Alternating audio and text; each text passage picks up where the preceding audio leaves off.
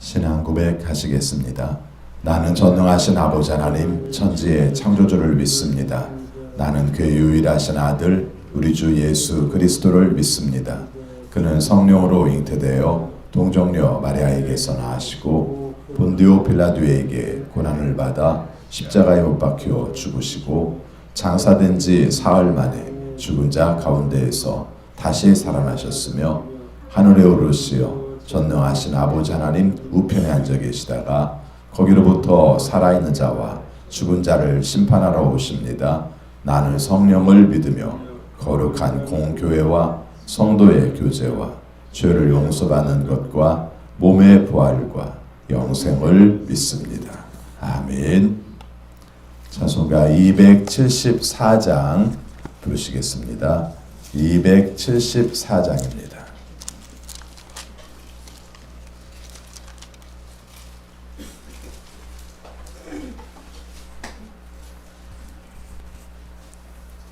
나 행한 것 죄뿐이니 주 예수께 비옵기는 나의 몸과 나의 마음을 깨끗하게 하옵소서. 물 가지고 날 씻든지 불 가지고 태우든지 내 안과 바 다 닦으사 내 모든 죄 멸하소서. 내 어두운 눈 밝히시니 참 기쁘고 고마우나 그보다도 원하오니 정결한 마음 주옵소서. 물 가지고 날 씻든지 불 가지고 태우든지 내 안과 바 다 닦으사 내 모든 죄 멸하소서. 정결한 마음 그 속에서 신령한 빛 빛이 오니 이러한 마음 나 얻으면 눈까지도 밝으리라. 물 가지고 날 씻든지 불 가지고 태우든지 내 안과 바 다 닦으사 내 모든 죄 멸하소서. 못된 행실 다 고치고 악한 생각 다 버려도 주 앞에서 정결타고 자랑치는 못하리라. 물 가지고 날 씻든지 불 가지고 태우든지 내 안과 바 다 닦으사 내 모든 죄 멸하소서. 아멘. 하나님 말씀 로마서 2장 1절입니다. 로마서 2장 1절부터 11절까지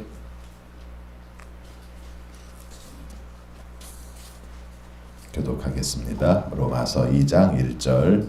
그러므로 남을 심판하는 사람이여 그대가 누구이든지 죄가 없다고 변명할 수 없습니다. 그대는 남을 심판하는 일로 결국 자기를 정죄하는 셈입니다. 남을 심판하는 그대도 똑같은 일을 하고 있기 때문입니다.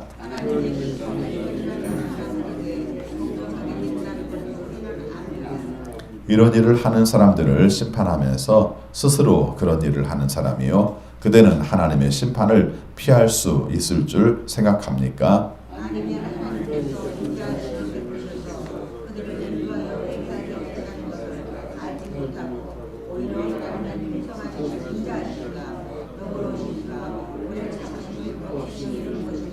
그대는 완고하여 회개할 마음이 없으니 하나님의 공정한 심판이 나타날 진노의 날에 자기가 받을 진노를 스스로 쌓아 올리고 있는 것입니다.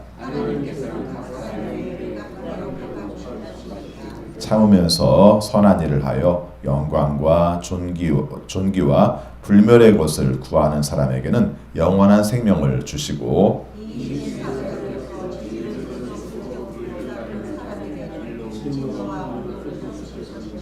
악한 일을 하는 모든 사람에게는 먼저 유대 사람을 비롯하여 그리스 사람에 이르기까지 환난과 고통을 주실 것입니다.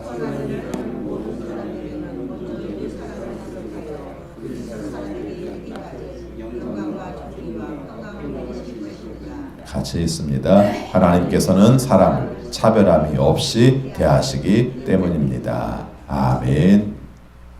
오늘도 주님의 말씀에 순종하심으로 형통하는 우리 모두가 되시기를 축원합니다. 오늘부터 죄에 대한 말씀 그리고 하나님의 심판에 대한 말씀을 함께 살핍니다. 복음을 얘기할 때 늘 먼저 강조하는 것이 하나님이 우리를 사랑하십니다. 그런데 우리가 죄를 지어서 하나님께 가까이 나갈 수 없는 존재입니다.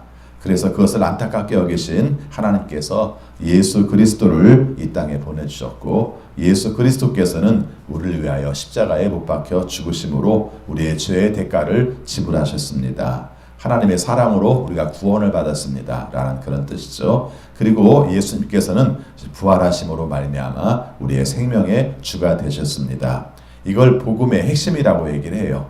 이 복음의 핵심 중에서 강조하는 내용 중 하나가 죄의 문제죠. 죄는 불편해요. 그러나 이것을 해결하지 않고는 하나님께 나아갈 수 없어요. 그런데 이 죄를 우리가 스스로 해결할 수 있는 방법이 사실은 없어요. 하나님께서 우리를 용서하심으로 말미암아 대가를 지불하심으로 말미암아 죄의 문제를 해결하는 것이죠. 그걸 은혜라고 합니다. 그런데 우리가 그것을 잘 깨닫지 못해서 내가 꽤 괜찮은 존재로 알게 되면 하나님 앞에 나갈 수 있는 기회가 없어져요. 그렇죠? 예, 우리가 교만하기 때문에 이기심 때문에 나는 괜찮아 하고 있는 한 우리는 안 바뀌어요. 하나님 앞에서 우리가 죄인이라는 걸 깨닫는 것 자체가 저는 은혜라고 생각합니다. 보통 사람들이 나는 죄인이야 이 말을 잘 안 해요.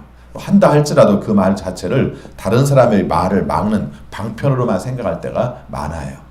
실제적으로 하나님과의 관계 속에서 내가 죄인이네, 하나님 안에서 내가 죄인이네, 이걸 깨닫게 되면은 우리는 변화될 수가 있고 그때부터 하나님이 원하시는 존재로 살 수가 있는 것이죠. 오늘 말씀에서 그런 이야기를 하고 있습니다.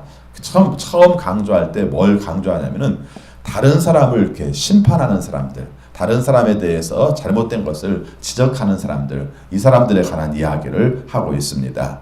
특정한 누군가를 얘기하는 게 아니라 사실은 보편적으로 사람들이 다 그렇죠. 다른 사람은 지적하는데 내가 하는 건 몰라요.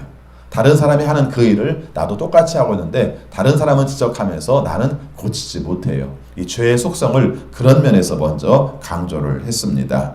2절부터 3절까지 같이 읽겠습니다. 그러므로 남을 심판하는 사람이요. 1절부터입니다. 그러므로 남을 심판하는 사람이요. 그대가 누구이든지 죄가 없다고 변명할 수 없습니다. 그대는 남을 심판하는 일로 결국 자기를 정죄하는 셈입니다. 남을 심판하는 그대도 똑같은 일을 하고 있기 때문입니다. 하나님의 심판이 이런 일을 하는 사람들에게 공정하게 내린다는 것을 우리는 압니다. 이런 일을 하는 사람들을 심판하면서 스스로 그런 일을 하는 사람이요. 그대는 하나님의 심판을 피할 수 있을 줄로 생각합니까? 자, 우선은 먼저 우리 자신을 돌아보면서 다른 사람들을 비판하는 일들이 뭐 어떤 것이 있는가를 한번 살펴보고요. 그 비판하는 일들을 내가 똑같이 행하고 있는 것은 어떤 것이 있는지 살피면 좋을 것 같습니다. 그 내용을 말하고 있죠. 그러면서 여러분이 다른 사람을 비판하는 내용처럼 하나님이 나를 심판합니다. 이렇게 말을 해요. 그래서 제가 지금 비판과 심판을 같이 섞어서 쓰고 있는데 사실은 정죄하는까지 포함되는 거죠. 너 그렇게 했으니까 잘못된 거야. 이렇게 잘 이해하는 거죠. 그래서 그런 내용처럼 말하면 하나님께서도 우리의 삶에 대해서 너 그거 잘못됐으니까 이런 벌을 받아야 돼. 이렇게 말하는 것과 똑같다는 것입니다. 하나님께서 심판하실 때 기준 없이 심판하시는 게 아니라 특별히 뒤에는 이런 말도 나와요. 하나님은 편애하지 않으십니다. 이런 말을 해요. 여러분 이 말이 참 중요한 말입니다. 사실은 이 말이 어떤 의미를 가지고 있냐면은 뒤에도 유대인과 그 다음에 헬라인, 그리스인을 구별해서 말을 하는 것처럼 어떤 전제를 가지고 있냐면은 유대인들의 선민의식을 전제를 가지고 있는 말입니다. 그렇죠? 그래서 우리는 바르게 살아. 근데 너희들은 온전하게 살지 못해. 특별히 유대인들의 의식 가운데서 어떤 사고방식을 가지고 있었냐면은 우리는 하나님의 선민이고 비록 잘못해서 고난을 당한다 할지라도 선민이고 너희들은 바른 것처럼 보인다 할지라도 결국은 하나님께서 심판하실 때 너희들을 그냥 심판을 위한 도구를 태우는 불에 불과해. 그 재료에 불과해. 이렇게까지 생각을 했단 말이죠. 이 문제에 대해서 뒤집는 얘기를 합니다. 아니 똑같아. 하나님께서 생각하시는 기준은 똑같아. 너희들이 다른 사람을 심판했을 때 너희들이 옳은 줄 알고 그렇게 할지 모르지만 너희들이 행동을 그대로 하지 않으면 너희들도 심판이 똑같아. 이렇게 말을 하는 거예요. 이게 무서운 말이죠. 우리식으로 말하면 우리는 예수 믿으니까 구원받았어. 그러니까 하나님 나라 가. 이렇게 말하니까 그래? 너는 그렇게 삶을 살고 있어? 그렇게 삶을 살고 있지 않다면 그렇지 않은 사람들과 똑같아. 이렇게 말하면 우리가 얼마나 충격을 받습니까? 유대인들에게 주셨을 때 이런 말씀을 하는 거죠. 다른 사람들을 온전하지 못하다고 심판하고 그들을 우습게 여기죠. 근데 당신들은 그들보다 훨씬 나은 삶을 살고 있습니까? 당신들이 그들을 심판하는 그 내용처럼 내가 본다면 하나님 입장에서 본다면 당신들도 온전하지 못합니다. 이런 얘기를 하는 거예요. 누구나 죄를 지적하는 걸 싫어해요. 내가 온전하지 않다고 말하면 싫어해요. 온전하지 않은 줄은 알지만 온전하지 않다는 말을 싫어해요. 그러나 그걸 깨닫지 못하면 돌이킬 수가 없는 것이죠. 죄에 대한 문제는 가장 중요한 문제가 자기 자신에게 직면하는 거예요. 내가 죄인이라는 걸 깨닫게 하는 거죠. 그걸 알아야 되고 인정해야 되고 그래야 돌이킬 수 있다는 것을 말씀하고 있습니다. 두 번째입니다. 그럼 우리가 죄를 깨달으면 돌이킬 수 있는가? 그게 쉽지가 않아요. 그게 쉽지가 않습니다. 그래서 알고 보면은 회개 자체가 내가 깨닫고 내가 배우고 내가 지식 있고 이래서 하는 것이 아니라 하나님의 인자하심 때문에 회개도 가능하다는 거예요. 여기는 두 가지 의미를 가지고 있어요. 하나는 회개를 한다 할지라도 용서를 받는 분이 있어야 회개를 하죠. 회개가 효력을 발생하려면 그래야 되는 겁니다. 여러분 세상의 이야기로 한번 해봅시다. 어떤 사람이 다른 사람을 상해를 가하든지 아니면 죽이든지 그랬습니다. 근데 이 사람이 잘못한 것을 인정을 했어요. 인정을 해가지고 그 사람에게 가서 용서를 빕니다. 내가 잘못했습니다. 다치게 한 게 잘못됐습니다. 죽인 게 잘못됐습니다. 이렇게 얘기를 했어요. 얘기를 하면은 상대방은 다 받아줘야 됩니까? 받아줄 수 있는 것도 있고 받아줄 수 없는 것도 있겠죠. 그렇죠. 내 아이가 죽었어요. 교통사고로 말미암아 과실로 인해서 그런 것도 아니고 저 사람이 의도적으로 화가 나서 죽였어요. 근데 그 사람이 나한테 와가지고 내가 잘못했습니다. 정말 잘못했습니다. 그러니까 용서해 주십시오. 이렇게 얘기를 하면은 받아들일 수 있습니까? 먼저 무슨 생각을 하겠어요? 세상적인 법의 가치로 본다면은 저놈이 형량을 적게 받으려고 나한테 합의를 요구하고 있는구나. 이렇게 생각을 하겠죠. 정말 중요한 건 용서할 수 있는 사람이 있어야 용서가 되는 거예요. 죄의 문제는 그런 전제를 가지고 있는 거예요. 우리가 신앙생활 할 때 내가 하나님께 회개했어요. 이때 우리가 꼭 잊지 말아야 될 게 있어요. 우리의 회개를 하나님이 받으신 것이 있다는 것이 중요한 것이고요. 하나님께서 우리의 회개를 받으셔야만 회개가 성립이 되는 거지 하나님께서 회개를 받지 않으시면 회개가 성립이 안 되는 거예요. 왜 이 말을 강조하냐면 우리는 마땅하고 당연한 것처럼 여기는 것이 사실은 그게 놀라운 은혜라는 겁니다. 우리가 죄를 지었음에도 불구하고 하나님께서 용서하시기로 작정하셨다는 거예요. 오늘 말씀이 그 말씀이죠. 자, 4절 말씀 같이 읽겠습니다. 아니면 하나님께서 인자하심을 베푸셔서 그들을 인도하여 회개하게 하신다는 것을 알지 못하고 거기까지 봤습니다. 자, 이게 이제 전제인 것이죠. 하나님이 인자하셔서 우리를 회개를 받아주신다 하는 겁니다. 4절 후반부부터 5절까지는 이제 정반대로 그걸 깨닫지 못했기 때문에 그렇게 살지 않는 것들을 말을 하는 거예요. 가운데 5절 말씀부터 있습니다. 오히려 하나님의 풍성하신 인자하심과 너그러우심과 오래 참으심을 업신여기는 것입니까? 그대는 완고하여 회개할 마음이 없으니 하나님의 공정한 심판이 나타날 진노의 날에 자기가 받을 진노를 스스로 쌓아 올리고 있는 것입니다. 우리가 죄를 저지른 대로 다 심판을 받으면 우리는 다 살아남을 사람이 없을 거예요.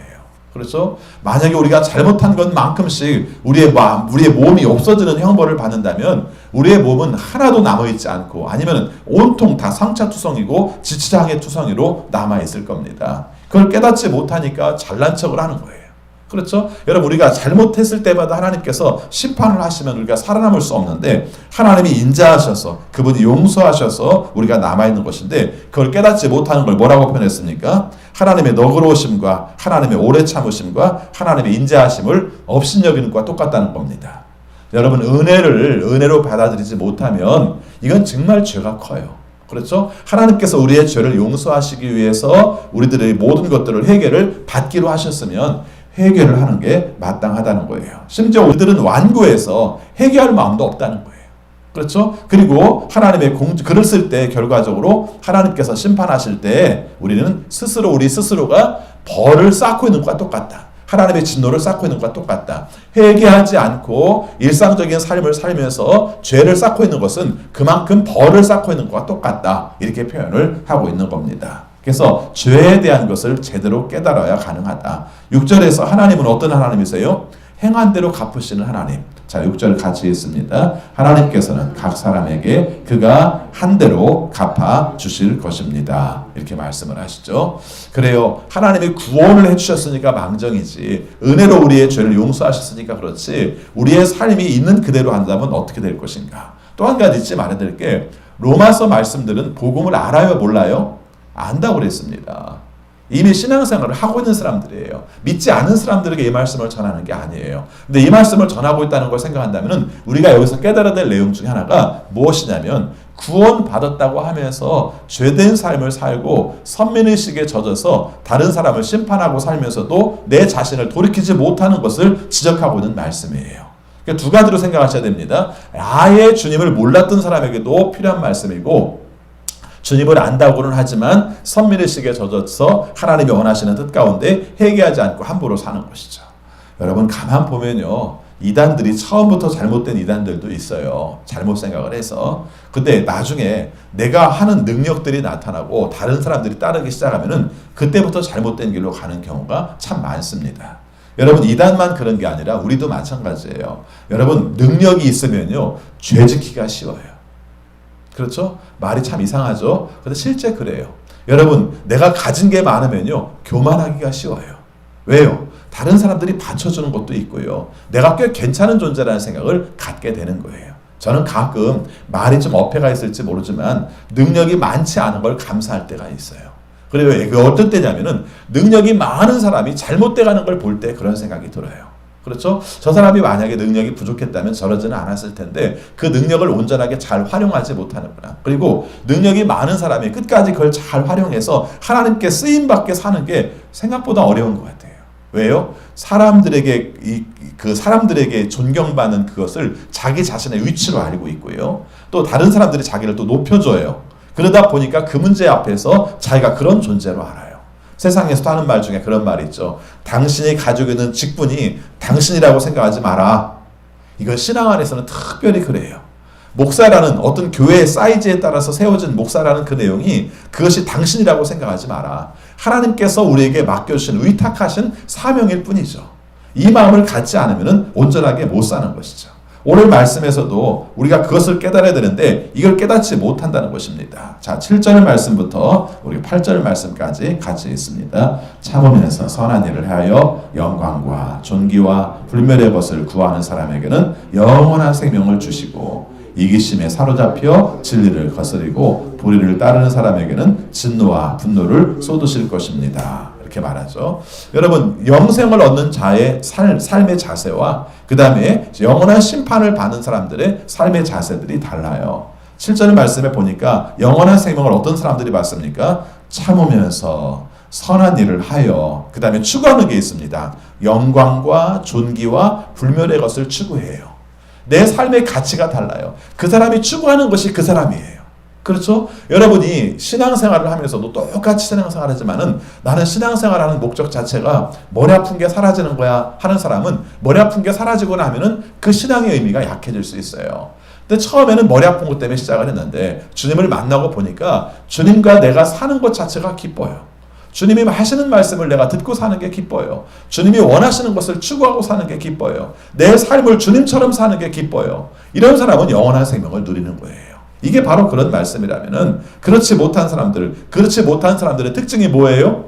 오늘은 놀라웠게도 엄청난 무슨 죄를 저지른 걸 강조하는 게 아니라 자기 자신이 가지고 있는 마음이 죄라는 걸 강조했어요. 앞에서는 다른 사람을 비판하는 걸 말했죠. 그 다음에 지금 8절 말씀에서는 이기심을 강조하고 있어요. 나 중심으로 생각하는 거, 나만 살겠다고 생각하는 거, 이것이 결국은 어떻게 됩니까? 진리도 거슬리게 하고 불의를 따르게 하고, 그래서 이것은 결과적으로 진노와 분노를 자기가 추구하는 것과 똑같은 것을 살게 한다는 것입니다. 요즘은 이기심이 나쁜 말로 안 쓰는 경우가 많아요. 그렇죠? 뭐 성경 말씀도 그 사용하기에 따라 달라지는데 먼저 나부터 사랑해야지, 그래야 다른 사람 사랑할 수 있지. 틀린 말은 아니에요. 근데 우리가 객관적으로 생각을 해보면 이 말이 다 욕심에서 쓰는 말들입니다. 그렇죠? 예, 이기심이라는 말, 내 자신을 먼저 사랑하는 것, 내 이익을 먼저 생각하는 것, 그래야 내가 튼튼해야 다른 사람을 내가 돌아볼 수 있지. 예, 맞는 말 같으면서도 교묘하게 틀어진 말입니다. 다른 사람을 헤아리는 마음 없으면 진리를 거스를 수밖에 없는 것이죠. 자, 9절 말씀에서도 잘못된 일을 하는 사람들을 표현합니다. 9절 같이 있습니다. 악한 일을 하는 모든 사람에게는 먼저 유대 사람을 비롯하여 그리스 사람에 이르기까지 환난과 고통을 주실 것입니다. 분명히 심판에 관한 이야기를 하는데 먼저는 누구예요? 유대 사람이라고 말을 해요. 왜요? 먼저 아는 사람이니까 심판도 먼저 받는 것이죠. 알기 때문에 알매도 불구하고 잘못 사는 내용에 대해서는 거기에 부응하는 그런 심판을 받는다. 그리고 헬라 사람에게도 마찬가지다. 기준은 그겁니다. 모든 심판은 하나님께서 행한 대로 갚아준다. 6절 말씀의 근거를 가지고 있고, 그런데 그 중에서도 유대 사람이 먼저고 그 다음에 헬라 사람들이 그 다음이다. 이렇게 말씀을 합니다. 자, 10절 말씀 같이 있습니다. 선한 일을 하는 모든 사람에게는 먼저 유대 사람을 비롯하여 그리스 사람에 이르기까지 영광과 존귀와 평강을 내리실 것입니다. 앞에서는 이걸 뭐라고 표현했어요? 영원한 생명이라고 표현했어요. 사실은 영원한 생명과 영광과 존귀와 평강은 같은 거예요. 여러분, 영생이라는 말을 썼을 때 오래오래 사는 것으로 생각하지 마세요. 가치가 다른 삶을 사는 거예요. 하나님이 주시는 생명의 삶을 사는 거예요. 이게 영생이에요. 오래 살면 뭐합니까? 지옥 같은 삶을 살면 무슨 의미가 있어요? 영생이라고 말했을 때는 결국은 하나님께서 우리에게 주시는 영광과 존귀와 평강을 누리는 것이 우리에게 영광의 삶을 산다는 것이죠. 그리고 11절에서 이렇게 말합니다. 같이 있습니다. 하나님께서는 사람을 차별함이 없이 대하시기 때문입니다. 자, 몇 가지 얘기했습니다. 행위대로 갚아주신다는 말과 차별이 없다는 말은 같은 말이에요. 그렇죠? 어떤 경우를 할지라도 모든 사람을 똑같이 심판하신다는 말을 하신 거예요. 오늘의 초점은 죄와 그리고 하나님께서 원하시는 선한 삶을 사는 사람의 특징들을 구별을 한 거예요. 자, 뒤에 가서 보면은 사실은 이 말씀을 확 뒤집는 말씀이 또 나와요. 3장에 가서 보면 뭐라고 그래요? 사람들 중에 죄 없는 사람은 없다, 이렇게 해버려요. 그럼 그때는 참 황당하잖아요. 그러면은 바르게 사는 사람은 하나님께서 좋은 것을 주시고 악하게 사는 사람들은 심판하신다고 말씀하셨는데 3장에 가서 보면은 확 뒤집어가지고 모든 사람은 다 죄인이다, 이렇게 말하잖아요. 그래서 핵심은 그겁니다. 사실은 하나님께서 우리를 용서하시기 때문에 우리가 용서받을 수 있는 존재입니다. 그런데 그것을 깨닫지 못하고 그것을 우리가 무시해버리든지 아니면 이기심으로 살면은 하나님께서 용서하신다는 것을 받아들이지 않고 사는 것이죠. 그렇게 사는 사람들은 결과적으로 하나님께 심판을 받습니다 하는 겁니다. 하나님께서 모든 사람을 다 구원하실까요? 아니라고 생각하세요. 이게 신앙적인 교리의 영원한 숙제의 문제인데 하나님은 모든 사람을 구원하실까? 저는 이렇게 생각합니다. 하나님의 계획은 모든 사람이 구원받기를 원하신다고 봅니다. 그런데 그럼에도 불구하고 하나님의 부르심을 받지 않는 사람들이, 받으려고 하지 않는 사람들이 늘 있다는 거죠.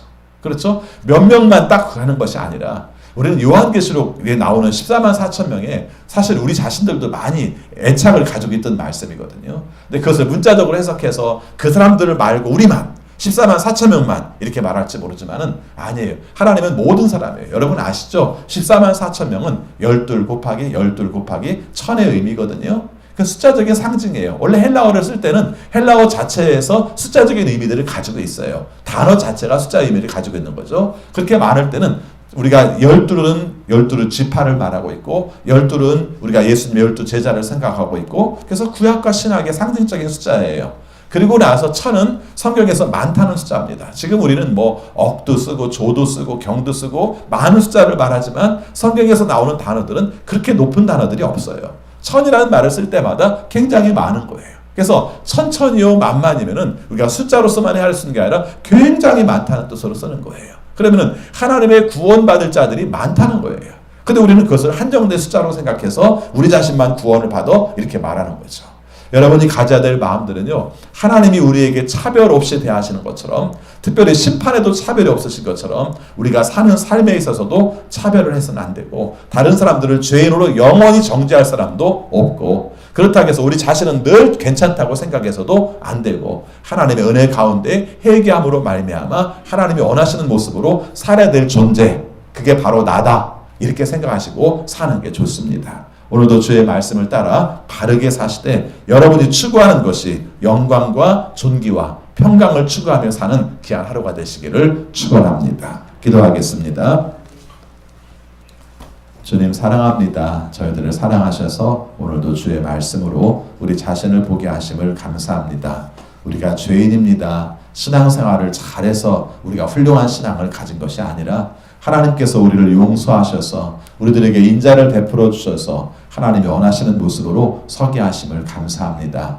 이 뜻 받들어 온전하게 살게 하시고 죄에 대해서 우리가 철저하게 경계하고 하나님이 원하시는 뜻을 추구하기 위해서 열심히 살아갈 수 있도록 인도하여 주옵소서. 진정으로 우리가 추구할 것이 무엇인가? 영원한 생명과 영광과 존귀와 불멸한 것들을 추구하여서 하나님께 용서받은 사람답게 살 수 있는 하루가 되게 하여 주옵소서. 코로나19로 인하여 겪는 어려움을 주님 굽어 살피셔서 우리가 종식되게 하여 주시고 하나님의 은혜 가운데 바로 설 수 있는 우리 모두가 되게 하여 주옵소서. 코로나를 통해서 우리에게 주시는 은혜가 있는 줄을 압니다.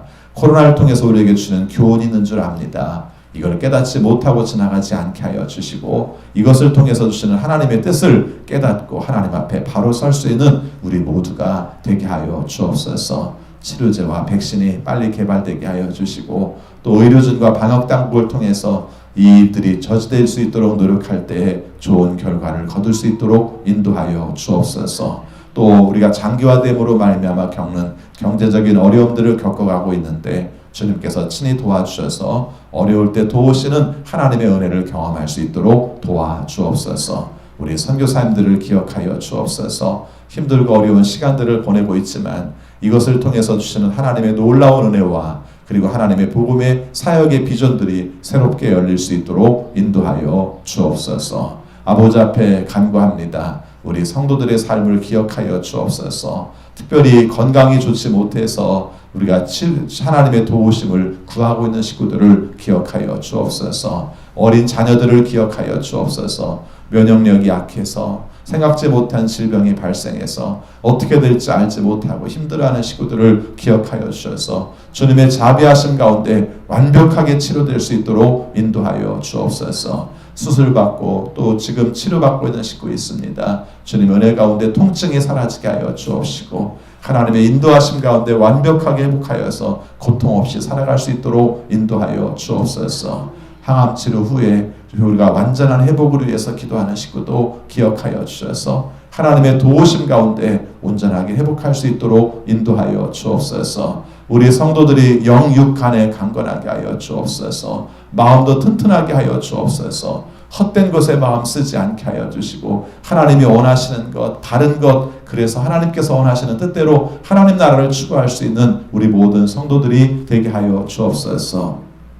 우리 자녀들이 세상을 살아갈 때 주님이 주시는 지혜로 살게 하여 주시고 분별력 있는 삶을 살게 하셔서 하나님께서 원하시는 길을 찾아 목표들을 이룰 수 있도록 인도하여 주옵소서. 신학의 문도 열어주시고 취업의 문도 열어주시고 또 결혼의 문도 출산의 문도 열어주셔서 하나님께서 주시는 기쁨을 매일매일 누리며 살아가는 우리 모든 성도들이 되게 하여 주옵소서. 우리나라를 기억하여 주옵소서. 코로나19 이외에도 겪어야 되는 안보적인 문제와 또 외교적인 문제들이 우리를 어렵게 합니다. 우리의 힘으로 할 수 없는 부분도 많습니다. 주님께서 도우셔서 주님의 지혜로 감당하여서 우리가 비록 약하지만 다른 나라에 움직이는 면들이 많지만 하나님의 뜻 가운데 잘 헤쳐나갈 수 있도록 도와주옵소서. 아버지 앞에 간구합니다. 대통령에게 지혜를 주시고 또 이 땅을 이끌어가는 모든 지도자들에게 주님이 주시는 지혜를 주셔서 분별력 있게 잘 감당해낼 수 있도록 인도하여 주옵소서.